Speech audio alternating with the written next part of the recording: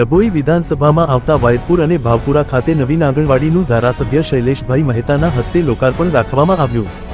ગુજરાત સરકાર દ્વારા ગુજરાતના તમામ જિલ્લાઓમાં છેવાડાના ગામો સુધી શિક્ષણ પહોંચે તેવા પ્રયાસો થકી સર્વ શિક્ષા અભિયાન ચલાવવામાં આવે છે, જે અંતર્ગત ડભોઈ વિધાનસભામાં આવતા વાયદપુરા અને ભાવપુરા ખાતે 25 લાખના ખર્ચે 2 નવીન આંગણવાડીનું લોકાર્પણ ધારાસભ્ય શૈલેષભાઈ મહેતાના હસ્તે કરવામાં આવ્યું હતું।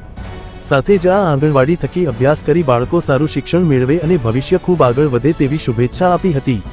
ઉપરાંત ડભોઈ કોમ્યુનિટી ફાઉન્ડેશન દાતા શ્રી પ્રવીણભાઈ પંચાલ દ્વારા 30 જેટલી આંગણવાડી કેન્દ્રમાં સ્ટીલની સગડી અને સ્ટીલના વાસણ આપવામાં આવનાર છે। આ કાર્યક્રમમાં જિલ્લા પંચાયતના ઉપપ્રમુખ અશ્વિનભાઈ વકીલ ભાવેશભાઈ પટેલ નડા, તાલુકા સંગઠન મહામંત્રી પિન્ટુભાઈ પટેલ, દત્તુસિંહ સોલંકી, સંગઠન કોસા અધ્યક્ષ વિરલ પટેલ, તાલુકા પ્રમુખ રાજન તડવી, માર્ગ મકાન વિભાગ ડેપ્યુટી એન્જિનિયર વિનયભાઈ સોમાણી ખાસ ઉપસ્થિત રહ્યા હતા। બાઇટ ધારાસભ્ય શૈલેષ મહેતા।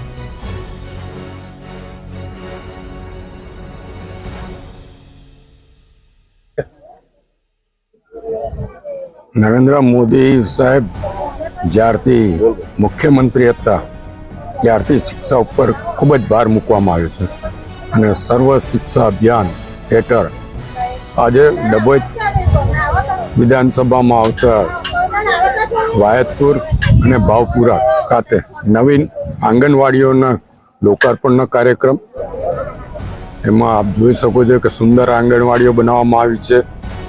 બંને આંગણવાડીઓ 12.5 લાખના ખર્ચે એટલે 25 લાખના ખર્ચે આ બંને આંગણવાડીઓ બનાવવામાં આવી છે।